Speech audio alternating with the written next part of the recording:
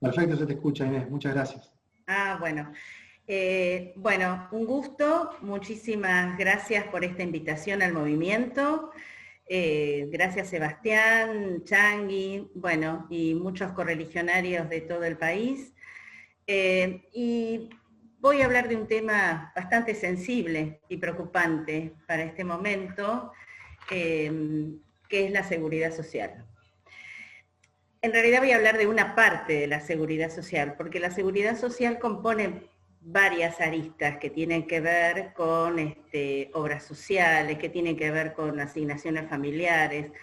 Yo me voy a dedicar acá a lo que tiene que ver con previsión, con los temas jubilatorios y pensiones de ANSES, porque después también tenemos jubilaciones y sistemas previsionales provinciales. Y acá hay de todas las provincias, hay cajas transferidas y cajas no transferidas. En el caso de Santa Fe es una caja no transferida como otras, hay 13 en el país que fueron transferidas y quedan unas 10 sin transferir. Ante todo, bueno, sabemos que la seguridad social es el derecho más importante a través de la vida, porque abarca varios temas. Y deviene, obviamente, de lo laboral, del trabajo. Y yo me voy a dedicar a dos temas que son más actuales, que tiene que ver con las moratorias, con la movilidad previsional, que en poco tiempo vamos a tener una nueva movilidad previsional que la va a legislar y se va a hacer un debate importante, cuáles van a ser los componentes de esa movilidad previsional de aquí en un futuro. No sé si en un futuro sostenido en el tiempo, porque cada gobierno fue cambiando los sistemas de movilidad a partir del 2008 con esa famosa fallo Badaro, previo Sánchez, donde hablaba de sustitución, de tasa de sustitución, movilidad y progresismo, ¿no es verdad? Con respecto a el componente o la comparación del sueldo, del salario de un activo en relación a un pasivo. Eso se llama la tasa de sustitución.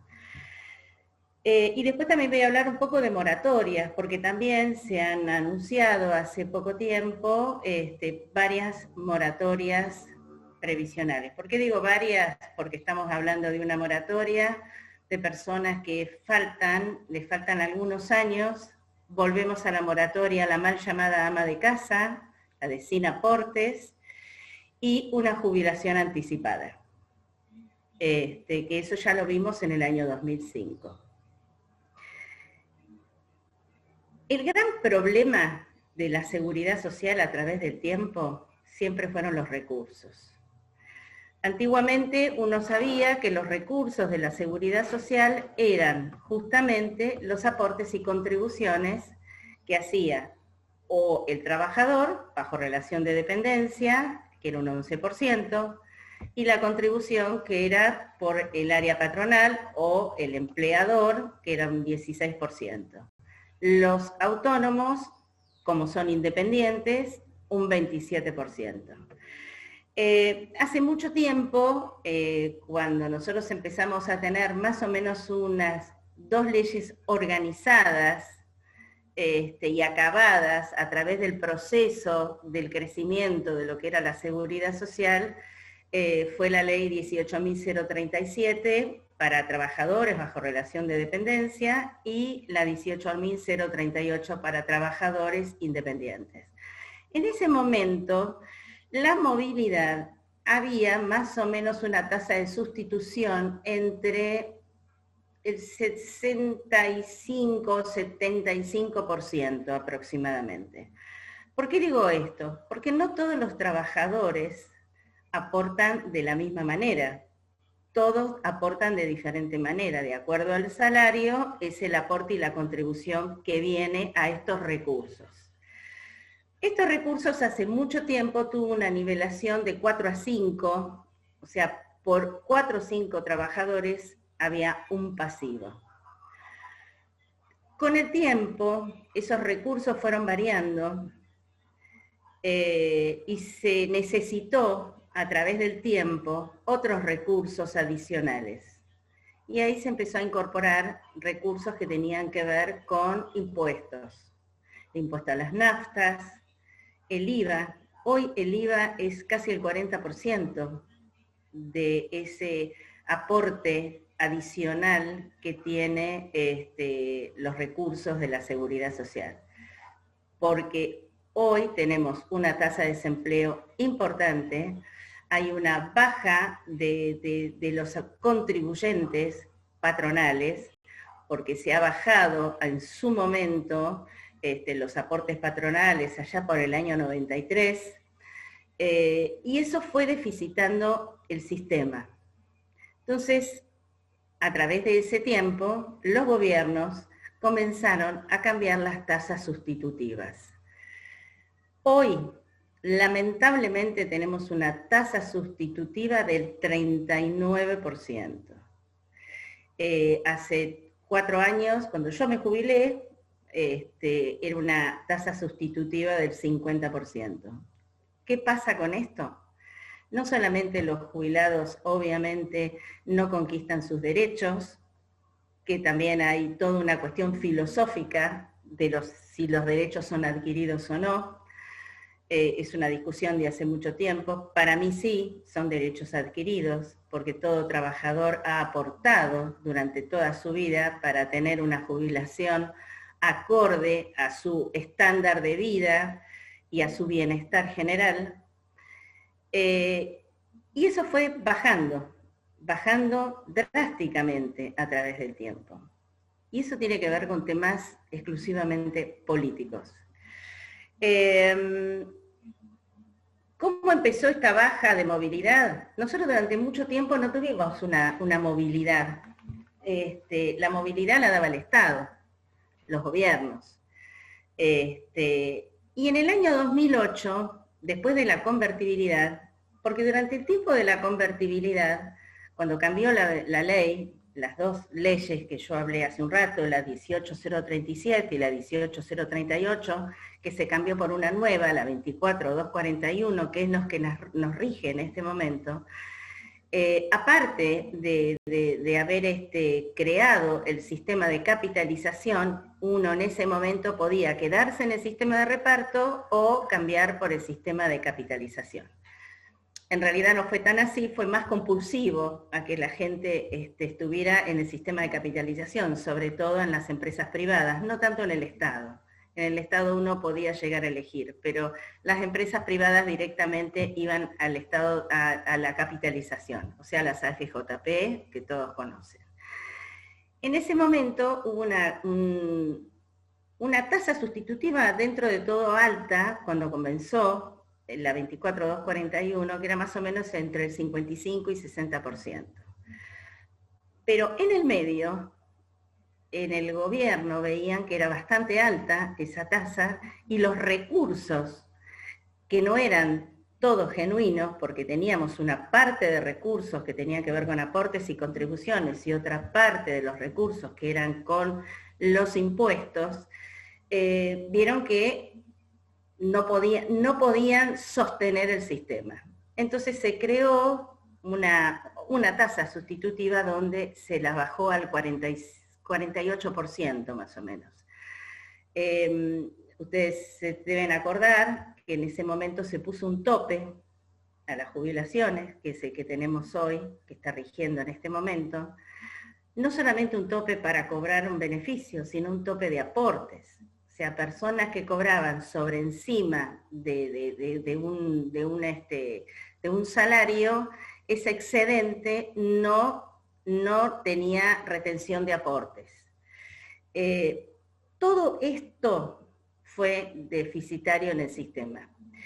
En ese momento hay un par de fallos. El más importante, aparte de Sánchez, es el fallo Badaro, donde le pide al Ejecutivo y al Legislativo, sobre todo, que creen y que otorguen una movilidad una ley de movilidad.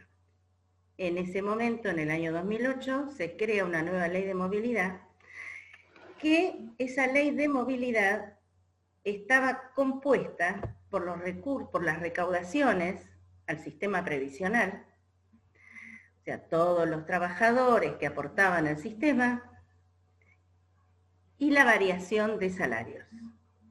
Más o menos funcionó durante un tiempo, no mucho, hubo altas y bajas. Pero a partir del tiempo, cuando cambia el gobierno, la recaudación era alta. Y el nuevo gobierno de Macri,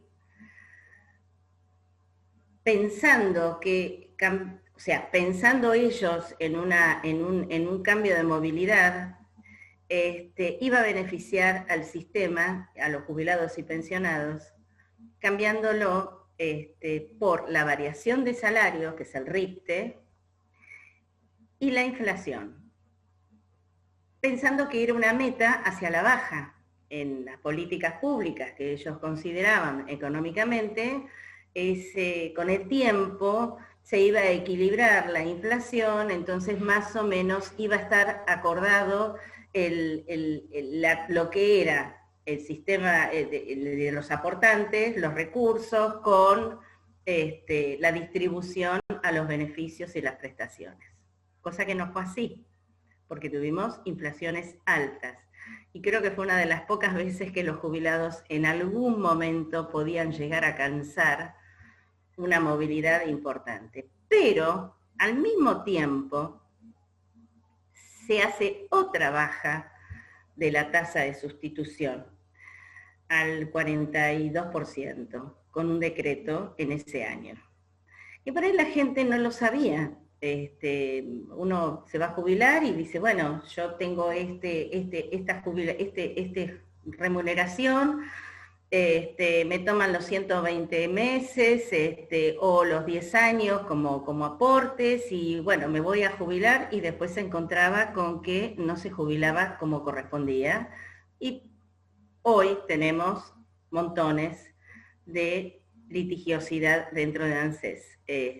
Mucha gente que está pidiendo su reajuste de haberes mediante un juicio. Nunca bajó los juicios, nunca bajaron los juicios. Es más, hoy ahora, a partir de la famosa ley de reparación histórica, crecieron los juicios. Primero porque no todo el mundo quiso firmar esa homologación, porque se dieron cuenta que realmente no le estaban pagando lo que le corresponde.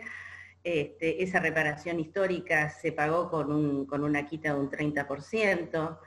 Sí hubo beneficiarios, pocos beneficiarios, sobre todo los viejos juicios que estaban dando vuelta, que no salían de la corte o no salían de la Cámara de Apelaciones, gente con mayores de 80 años, donde hacía mucho tiempo que estaban esperando su juicio de reajuste, y bueno, algunas personas han sido beneficiarias, pero no todo el mundo, no todo el mundo.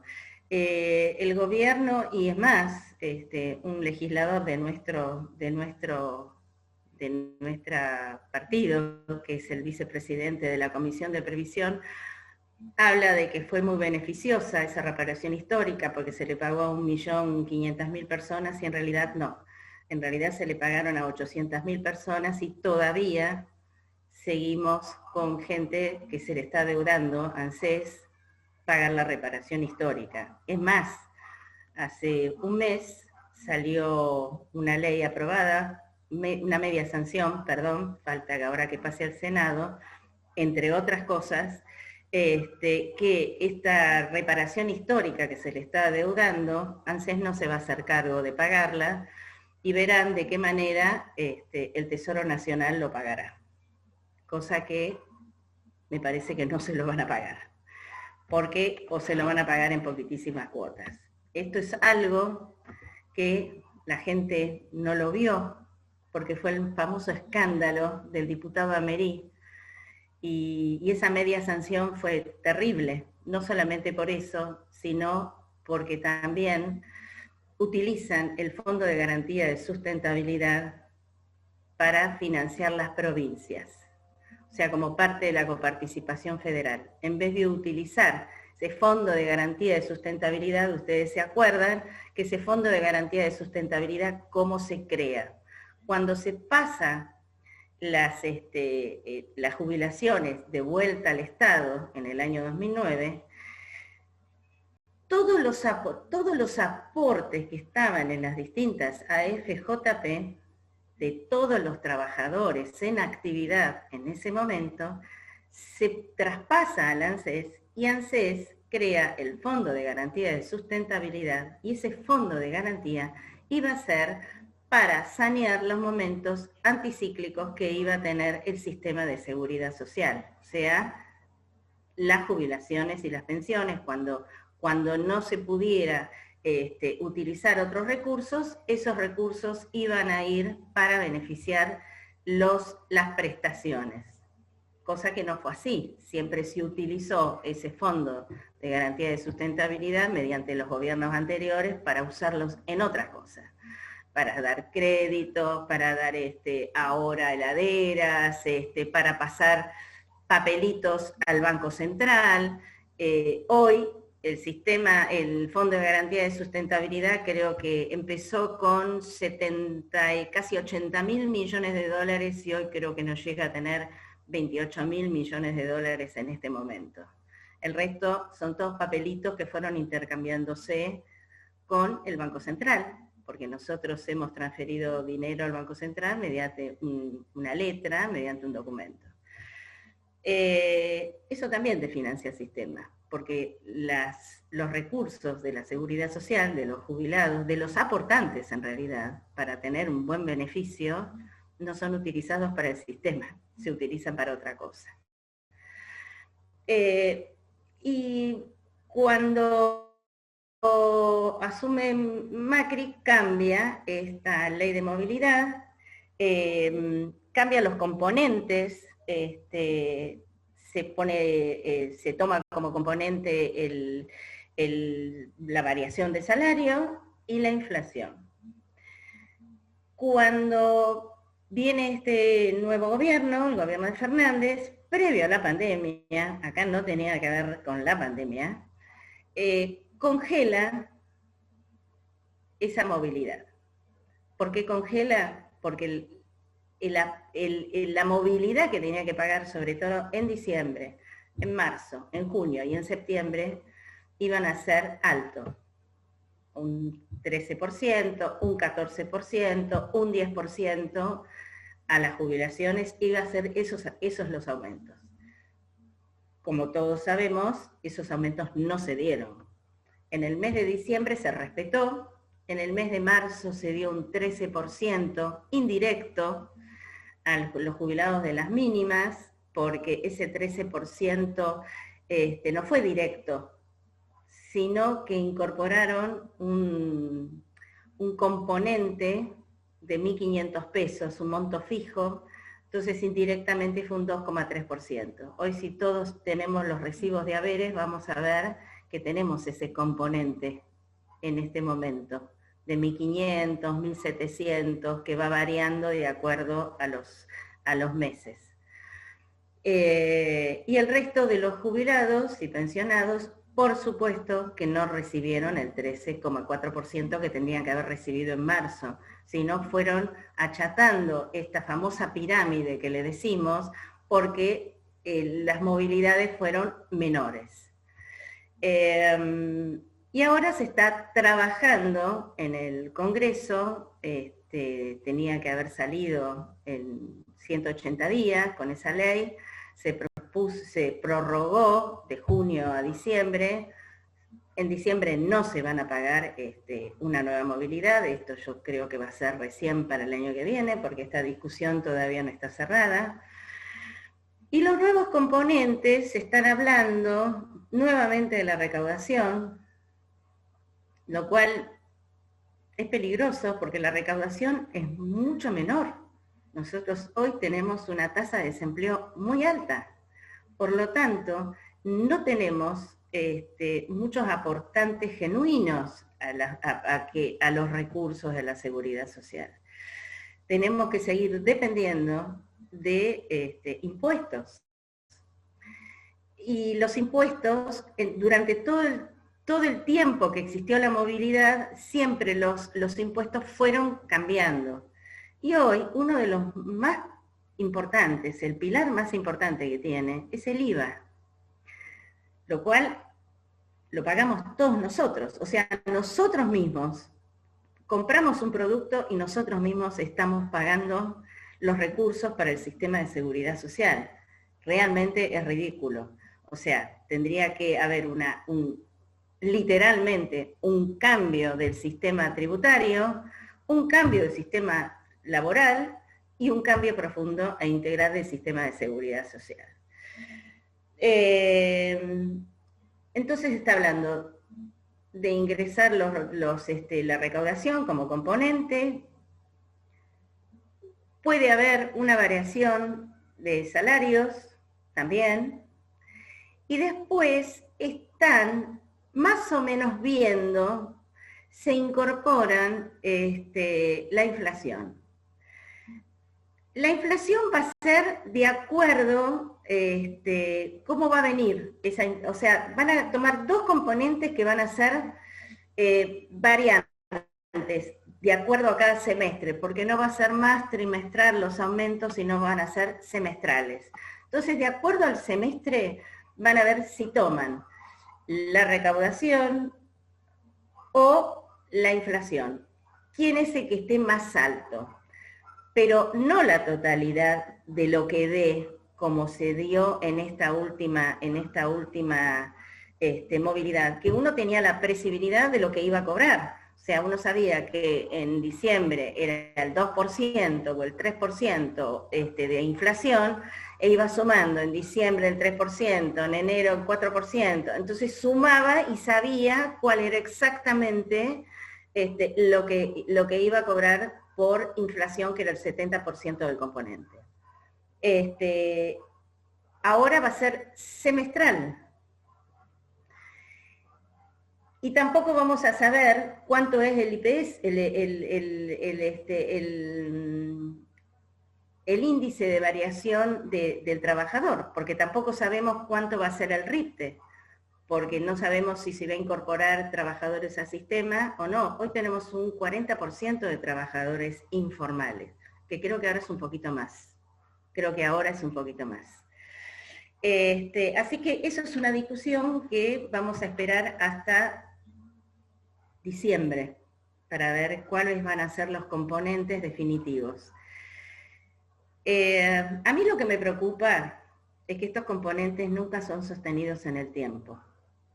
Y yo creo que una previsión que nosotros tenemos que tener como jubilados es saber lo que vamos a cobrar y que nos mantengan esos salarios previsionales en un estado de normalidad. No puede ser que hoy un jubilado que cobró, no sé, durante toda su vida 60.000 pesos, hoy se jubile con 28.000 pesos.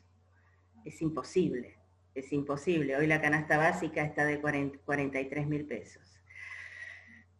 ¿Qué pasa con las jubilaciones mínimas? Se ha acrecentado las jubilaciones mínimas y se van a seguir acrecentando más. ¿Por qué? Porque hay un sistema laboral donde se ha incorporado mucha gente bajo el sistema del monotributo. El sistema del monotributo no aporta muchos recursos al sistema de seguridad social. Por lo tanto, todos los que aportan por monotributo terminan cobrando las mínimas. No tienen derecho a pedir un reajuste porque son mínimos los aportes. Con autónomos pasó lo mismo. Si bien habían distintas categorías de autónomos, de acuerdo a las distintas rentas presuntas que habían, con el tiempo fueron pocos los autónomos que pudieron pedir sus reajustes. casi cualquier abogado lo puede decir, creo que acá hay uno que se presentó de Santa Rosa a La Pampa, que es muy difícil que un empresario, por ejemplo, que ha tenido un aporte, una categoría alta, pueda hacer un litigio con el Estado para cobrar un reajuste, porque por lo general siempre han terminado cobrando la mínima con el correr del tiempo. Otro tema también importante es el tema de la moratoria. Si bien hay mucha gente que dice, no, yo estoy en contra de la moratoria, porque al final los que nosotros aportamos, las moratorias en el sistema existen desde el año 1979. Muchos de ustedes se deben recordar que en el año 79 la Caja Independiente hizo una gran moratoria donde uno iba con el papelito celeste y rosa, hacía una declaración jurada, e inclusive los que estaban en condiciones de jubilarse en ese momento se podían jubilar y salían con su jubilación ese día, en el día era. Y esa fue la primera moratoria. El resto de las moratorias fueron en base a esa moratoria. Hubo moratorias después en el año 86, en nuestro gobierno se hizo una moratoria, una gran moratoria para empresas y una gran moratoria para jubilados. Después en el año 91 hubo otra. En el año 96 hubo la que hoy está vigente, que es la 24476, que son todas las deudas que una persona tiene en su vida activa como aportante, ya sea trabajadores bajo relación de dependencia, que en un momento dado quedaron sin aportes, y que han trabajado en forma independiente, formal o no formal, y hasta el año 1993. Esa es la moratoria que hoy está vigente. Después vino la moratoria, la 25994, que se hizo una extensión hasta el año 2003, o sea que incorporó una parte de la población también para poderse acoger a esta moratoria y poderse jubilar.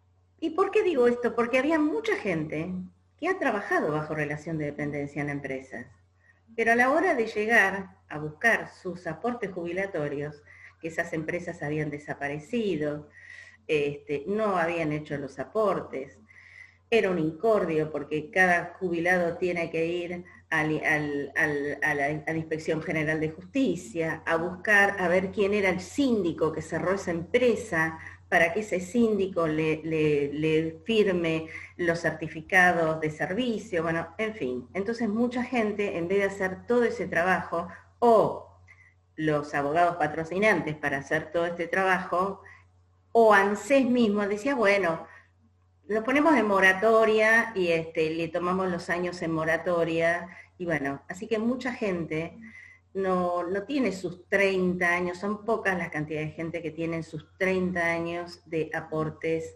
reales. Muchos han tenido que comprar aportes por moratoria. Pero ¿qué pasó hasta hace un tiempito? Esa moratoria cayó.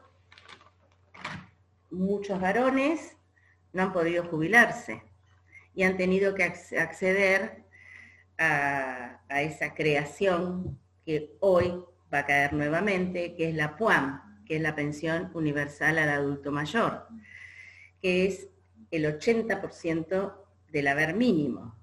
Si hay un haber mínimo, están 18.000 pesos, la PUAM está cobrando 16, no llega a 16.000 o 16.000 pesos. Entonces ahora se está hablando de volver de vuelta a una moratoria. Se está hablando de una moratoria de 5 años, para los que les falten completar esos 5 años, hay mucha gente ahora, entre los 60 y 65 los varones. ¿Y por qué digo que la PUAM va a caer?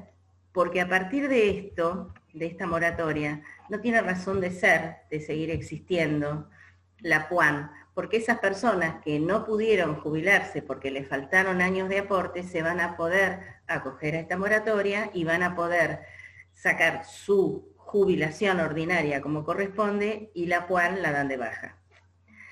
Después se está hablando también de volver a la jubilación sin aportes, esa jubilación sin aportes que se dio también en el año 2005, la mal llamada ama de casa, porque muchos varones también se acogieron a esa moratoria. ¿Por qué? Porque seguramente o trabajaron bajo la informalidad, o los pocos años que trabajaron por ahí en alguna empresa o en un negocio o algún comercio, no le han hecho los aportes, o esas empresas se dieron de baja y no pudieron juntarse con el certificado de servicio para poder comprobar en el ANSES que hayan trabajado. No siempre el ANSES tiene completo esa famosa sábana que uno va a buscar con toda su historia previsional, a veces está incompleta. Hay un sistema dentro de ANSES donde tienen digitalizado a veces esos aportes de esas empresas, pero bueno, ANSES ha tenido a lo largo del tiempo un par de incendios justamente donde estaban esos archivos, y muchos archivos de esos se han perdido. Y otro tema también importante, que no sé cómo lo van a implementar, están hablando de una jubilación anticipada, que también ya se dio esa jubilación anticipada en el 2005. ¿Cuáles eran los requisitos de esa jubilación anticipada? Las mujeres con 55 años y los varones con 60, y que tuvieran los 30 años de aporte efectivos, se podían jubilar. Esa jubilación anticipada fue buena, pero duró muy poco tiempo, porque era muy cara. ¿Por qué era muy cara? Porque eran pocas las personas que tenían los 30 años de aporte efectivo. Por lo general, eran o los estatales, o gerentes o ejecutivos de empresas, o mujeres ejecutivas, secretarias ejecutivas con cargos altos. Y esas jubilaciones, cuando se dieron, fueron muy altas por el aporte de esos trabajadores. Ahora lo quieren volver a implementar. Yo creo que esa implementación va a ser más que nada dirigida al Estado, porque hay mucha gente que ya tienen superado los 30 años de aporte y no tiene la edad que le pide la ley para poderse jubilar. Entonces yo creo que esto está apuntado políticamente para hacer un retiro voluntario encubierto con esta jubilación anticipada. Bueno, estos son los temas más o menos que hay hoy y qué es lo que está pasando en el sistema de seguridad social. Si ustedes me dicen a mí, un día de diputada o un día de directora ejecutiva de ANSES, primero y ante todo, defino los recursos de la seguridad social. Y no los toco. A saber, los aportantes, con una buena política pública de incorporación al sistema de todos los trabajadores informales. Hoy ANSES, a través del pago del IFE, tiene un registro de 9 millones de personas, de trabajadores informales. Bueno, pueden empezar a hacer alguna buena política pública, hacer algo con esas 9 millones de personas para que puedan incorporarse al sistema y a la formalidad, para que esos recursos ingresen al sistema. ¿De qué manera? Haciendo convenios con los parques industriales, bueno, en fin, dando incentivos para que esas personas ingresen al sistema productivo y laboral. Otro tema también que haría, y acá Eduardo de Leviñe no sé si va a estar de acuerdo, para mí los recursos y la fiscalización de esos aportes tienen que volver a la Secretaría de Seguridad Social. La Secretaría de Seguridad Social tiene que volver a ser esa policía de fiscalización para ver en cada empresa que se hagan los aportes efectivos. Porque cuando se cambió y se creó la FIP en ese momento, todo el plantel de inspectores previsionales fueron echados y no se capacitó y nunca se le dio bolilla realmente al aporte previsional, sino estaban más incorporados a la inspección de la parte impositiva. Y hasta el día de hoy sigue pasando lo mismo. Entonces yo volvería a tener ese poder de policía, esa fiscalización dentro de la Secretaría de Seguridad Social. Y volver esos recursos que nosotros en la Secretaría de Seguridad Social los manejemos. Otro tema también que haría es terminar con la litigiosidad. Si el gobierno de Macri hubiera tenido, con todo ese blanqueo de dinero, en vez de pagar esa reparación histórica que quedó a mitad de camino, que no se le dio y no se cumplió con lo prometido, que era pagarle a casi 2 millones de personas su recomposición de ese beneficio, si ese dinero se hubiera utilizado para la litigiosidad y se hubiera saneado toda la cantidad de sentencias que están todavía paradas en ANSES, paradas en las cámaras, todas esas sentencias se hubieran pagado realmente como corresponde, hoy teníamos una erogación menor, porque ANSES eroga muchísimo dinero con esas sentencias. ¿Por qué? Porque se tiene que, ahí no va el RIPTE, ahí va el ISBIC, ahí se les tienen que pagar con una actualización, y hoy se están pagando en efectivo, en otros momentos se han pagado con bonos. Y hay mucha erogación que sale del sistema de seguridad social. Y por último, cambiaría y sacaría del ámbito del ANSES todos los pagos de subsidio que hay en este momento, que salen de los recursos de la seguridad social. AUH, plan no sé qué, no sé toda la cantidad de planes. La otra vez hice una lista, hay 14 planes que se están pagando de distintos lados. Créditos, tarjeta argenta, bueno, todo eso tiene que ir a desarrollo social y tiene que salir por gastos generales, por renta general. Y no sacar el dinero al sistema de seguridad social, porque todo eso sale del sistema de seguridad social. ANSES tendría que ser nuevamente pagadora de jubilaciones, de pensiones, de asignaciones familiares que vienen de la SUAF, que son de los trabajadores bajo redacción de dependencia, y autónomos, porque ahora incorporaron autónomos la asignación familiar, y desempleo, y nada más. Esa para mí es la gran propuesta, esa famosa reforma, más allá de una reforma integral de la ley la 24241, que realmente tiene superposiciones, seguimos conviviendo con el sistema de capitalización. Y otra cosa también que cambiaría y haría muy transparente es el cálculo inicial del haber, porque el cálculo inicial del haber, desde ahí ya viene, con esa tasa sustitutiva, ahí ya viene una baja al beneficio previsional el primer día que uno se tiene que jubilar. Así que bueno, quedo abierta a todas las preguntas y consultas. Les hice un pantallazo de lo que hoy está pasando en el sistema y qué haría como radical. Muchas gracias. Muchísimas gracias a vos, Inés. Te voy a trasladar algunas preguntas que hicieron los correligionarios. Bueno, algunas ya las respondiste, que tenían que ver con propuestas, que es lo último sobre lo cual expusiste.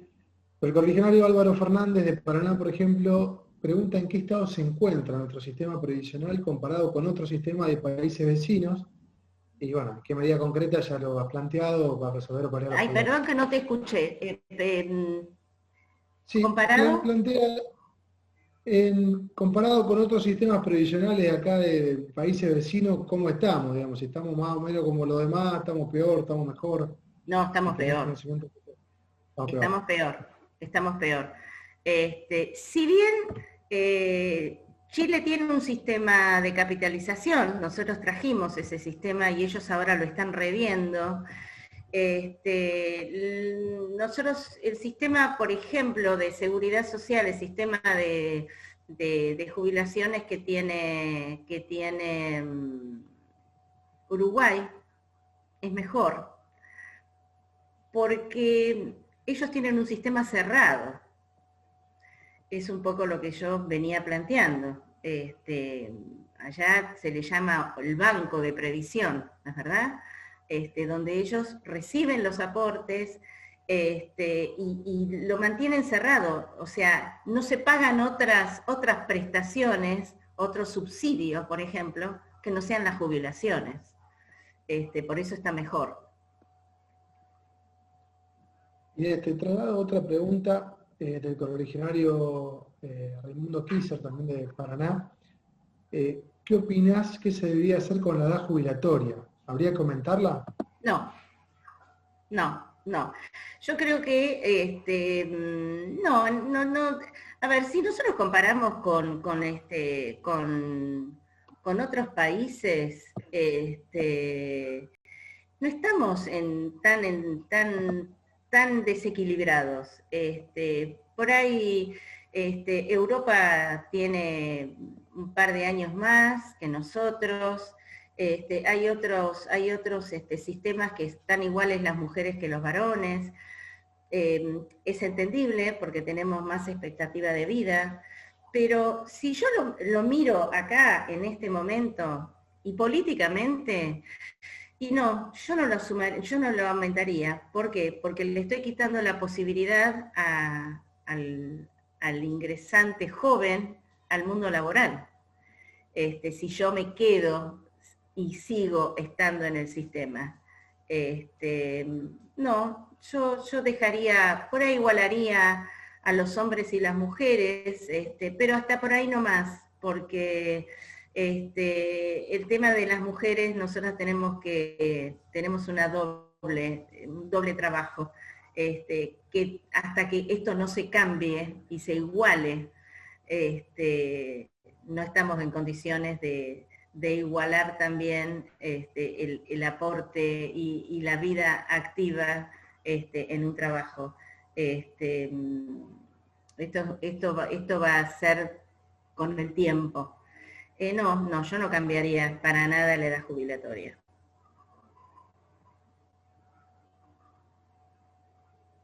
No te escucho.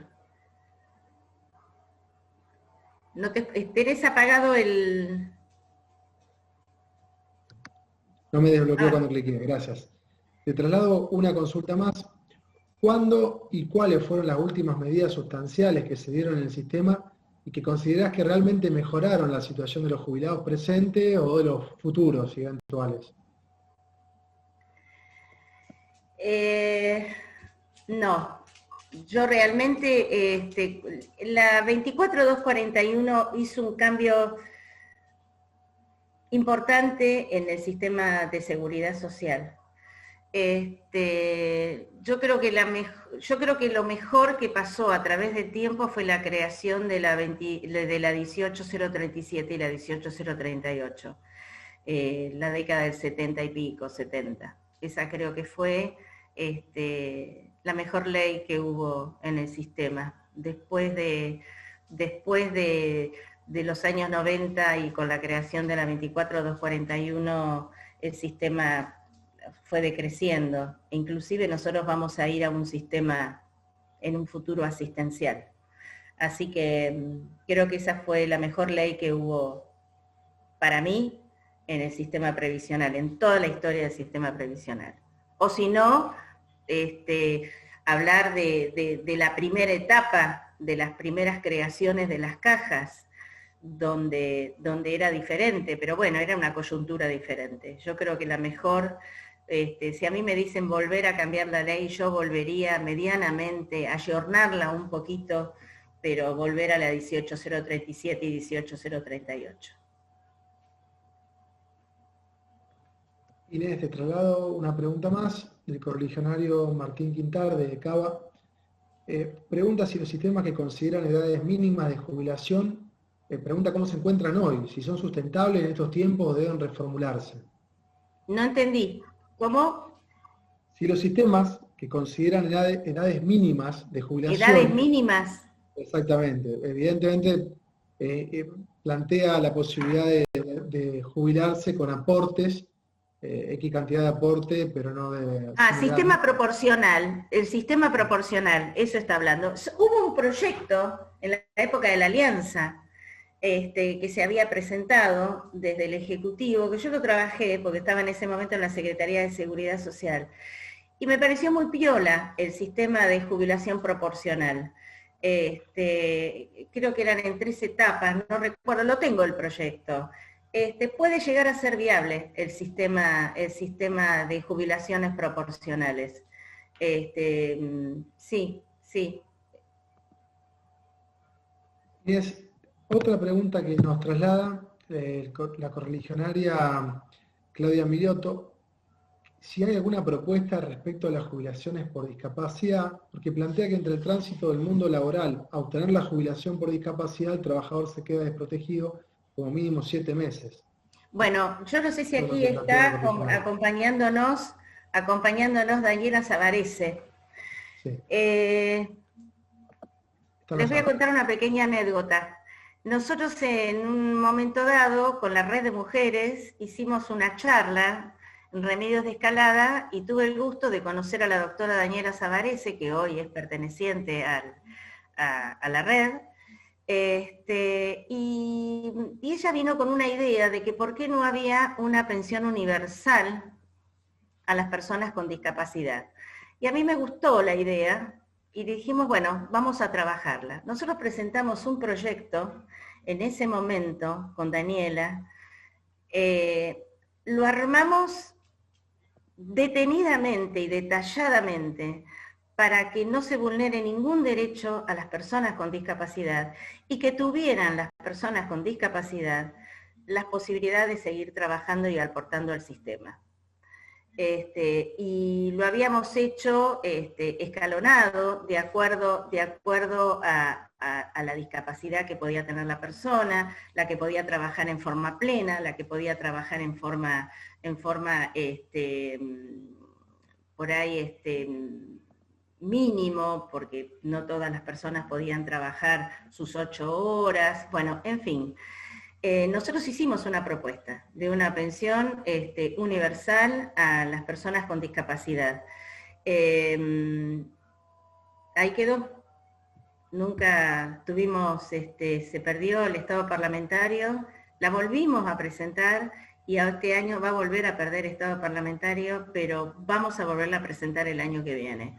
Porque esa ley de personas, esa pensión universal a las personas con discapacidad termina con todo lo que tiene que ver con las pensiones no contributivas. Y está todo contemplado, el que pueda trabajar, el que no pueda trabajar, que todos tengan su derecho a una pensión y a una jubilación. Y traslado una pregunta más que me acaban de realizar el correligionario Marcelo Barten. Pregunta que en este contexto, si se le puede aconsejar a los jóvenes que comiencen a ahorrar mediante un sistema financiero a la espera de su retiro, o si se puede confiar en el sistema jubilatorio vigente. Bueno, yo les voy a adelantar algo. Yo creo que se viene de vuelta el sistema de capitalización. No va a ser exactamente como antes.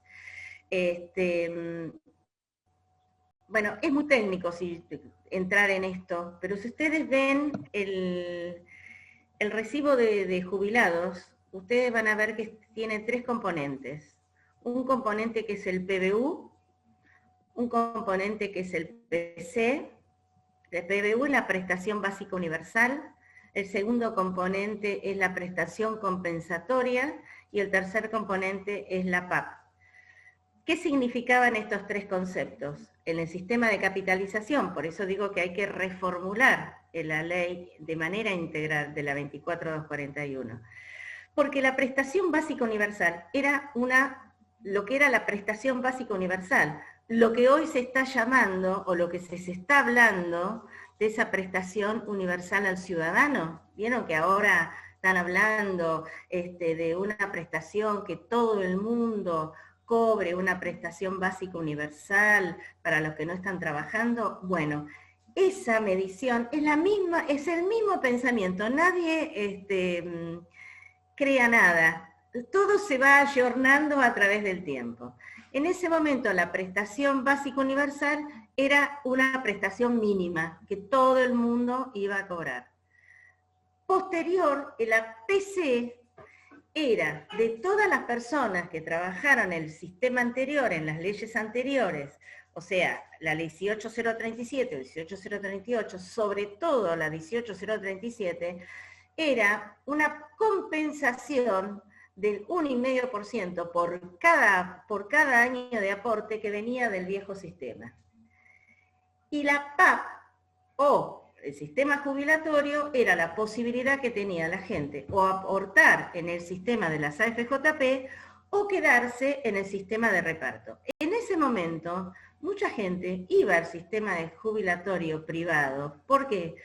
Porque había una rentabilidad un poco más alta, o sea, era lo que mostraban en ese momento ese dinero, que es un poco una caja de seguros, una caja de retiro, donde uno pone un aporte y eso se va trabajando y a través del tiempo ese dinero se le devuelve o de manera escalonada o como una renta vitalicia, que hoy esa gente que quedó con esa famosa renta vitalicia quedó con jubilaciones de 500, 600, 700 pesos, así literalmente, y hasta ahora nadie hizo nada para recomponer esos 150.000 jubilados que quedaron con esas jubilaciones de renta vitalicia. Pero ahora el sistema se está volviendo a hablar de eso. Por eso se está machacando con el famoso bono o famoso prestación básica al ciudadano. Porque a eso vamos a ir, a esa prestación básica al ciudadano, y el aportante que tenga una remuneración más alta irá seguramente a un sistema de capitalización, pero seguramente lo trabajará y será parte dentro del Estado. Dentro de ANSES se armará un sistema de capitalización controlada. Ya en esta última ley, esta media sanción, me gustaría que, yo se los puedo pasar para que lo lea, Sebastián, Changui, hablan de se creó un fondo fiduciario,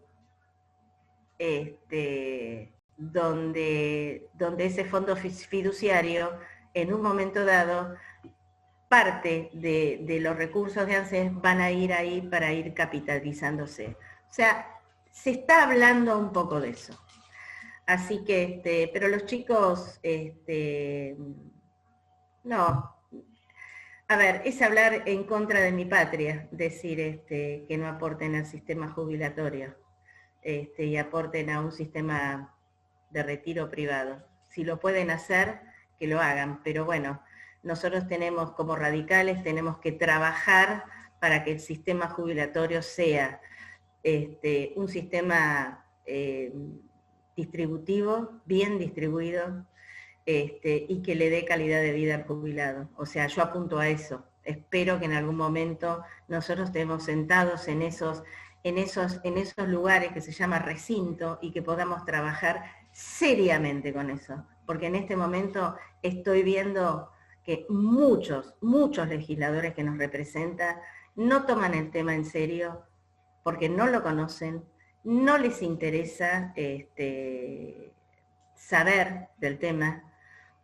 Sé que es un tema complicado, es un tema que lleva mucho tiempo de aprendizaje, yo todos los días vivo aprendiendo y vivo leyendo, pero tenemos que saber que tenemos que tener responsabilidad a la hora de votar y de saber qué votamos, porque es el futuro no solamente de los jubilados que estamos ya jubilados, sino de todas las futuras generaciones, ¿no es así? Te traslado una pregunta más del correligionario Walter López de Rosario. Él forma parte de una asociación de usos profesionales. del país. Y hace 2 años plantea que están peleando por una ley para poder jubilarse como buzo, ya que no existe la figura dentro del ANSES. No sé si estás al tanto de esto, si tenés No, ahí... pero me gustaría que después poder interiorizarme, porque sería un Claro, régimen especial seguramente, como hay otros regímenes especiales. También se está hablando que quieren limitar los regímenes especiales y yo creo que no, porque este régimen es especial tiene que ver con un tema de insalubridad, por el trabajo diferenciado que tiene, como por ejemplo lo tienen camioneros, lo tienen constructores, los tienen los médicos de diagnósticos por imágenes, bueno, en fin. Así que, pero bueno, estaría bueno presentarlo como proyecto, así que con todo gusto estoy dispuesta a colaborar con ellos y trabajar en conjunto para presentarlo ante el Congreso.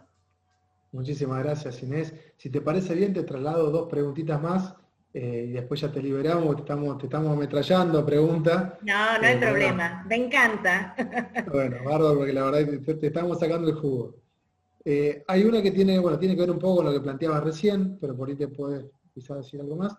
Pepe Junta de Mendoza plantea si los trabajadores con tareas riesgosas o insalubres se siguen jubilando a los 55 años. Tiene que ver también con los regímenes especiales de los cuales hablabas.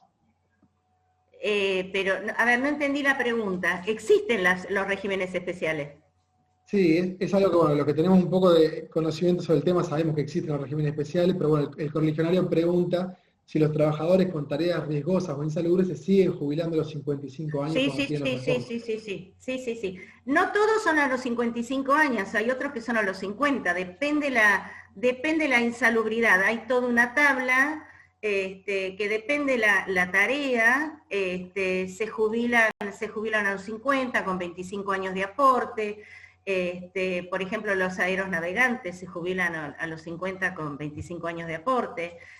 Sí, hay muchos regímenes especiales y hoy, hasta en este momento, todavía se siguen respetando.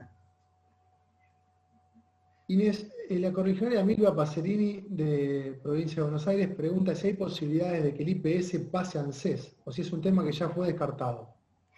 Sí, fue descartado,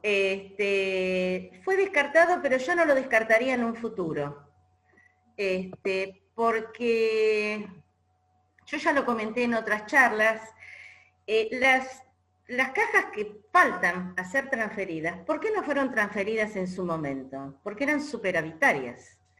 Esas cajas tenían, aparte que son aportes puros, no es como el sistema nacional que son 10 años de aporte y sacan la remuneración y el beneficio. Ahí todos se jubilan con el último haber en actividad. Y depende la actividad, o sea, docente es un sistema especial, o trabajadores provinciales administrativos, o trabajadores de la policía, o trabajadores penitenciarios, bueno, en fin, o de la justicia, porque cada provincia tiene todos estos distintos poblaciones, y son sistemas diferentes, y aportan diferentes que al sistema nacional también. Hay un pedido del Fondo Monetario Internacional es que se unifique el sistema. E inclusive también se está pidiendo la unificación de los sistemas que existen en este momento de las cajas profesionales, porque las cajas profesionales también tienen un sistema. Los ingenieros, los abogados, los médicos tienen sus cajas profesionales, que están asociados todos al COFEPRES. Hay una necesidad política del Fondo Monetario Internacional que se unifiquen. No se van a unificar ahora, ya no se van a unificar. Pues si llega a pasar eso, o sea, la provincia de Buenos Aires es uno de los que va a saltar, pero sí se está empezando a pedir ayornamiento y equilibrio justamente entre el sistema nacional con el sistema, por eso se le llama las armonizaciones. Y en este momento, en la provincia de Buenos Aires, bueno, en Córdoba ya se vio que se hizo una armonización, en Entre Ríos también se hizo una armonización, y se está trabajando en una modificación y armonización en la provincia de Buenos Aires. Por el momento no, pero en un futuro se está pensando en unificación de un solo sistema. Inés, una última y breve, supongo yo que va a ser respuesta breve, porque me puedo imaginar la respuesta. Claudia Milioto te consulta si se ha tomado decisión para pagar los reclamos pendientes de los jubilados. Los juicios de reajuste. Yo entiendo que se refiere a los juicios de reajuste. Y los juicios de reajuste, en realidad lo que se está pagando, las sentencias, y se está pagando de acuerdo al presupuesto que van pasando cada año. O sea, hace 3 años que el presupuesto de dinero literalmente no cambió. En vez de pagar más, se pagan menos sentencias. Nosotros vamos a pagar este monto, se lo vamos a dedicar al pago de sentencias. Antes pagaban 100, ahora pagan 70. Y veremos qué pasa el año que viene. Porque no se trabajó, por eso digo, fue una pena que ese blanqueo de dinero en esa famosa ley de reparación histórica y de la creación de la PUAN y todo, no se haya utilizado ese dinero para pagarle exactamente a los jubilados que tenían esos juicios de reajuste que están con esos reclamos pendientes. Se le dieron chauchas a un grupo de gente. Unos sí estuvieron beneficiarios, pero fueron muy pocos. Los mayores de 80 años, y yo no sé, si se pagó casi 800.000 personas, y deben haber sido 90.000 personas que deben haber cobrado una buena diferencia, pero con un 30% de quita de todas maneras. Y el resto que le dieron, le aumentaron 2.000 pesos, 3.000 pesos, 5.000 pesos, y otros están esperando todavía que no saben si le van a pagar o no. Inés, te quiero agradecer nuevamente en nombre del Movimiento Nacional de la Militancia Radical porque hayas tenido esta predisposición y nos haya dado esta excelente charla que nos desasnó en buena medida de muchas cosas que no conocíamos.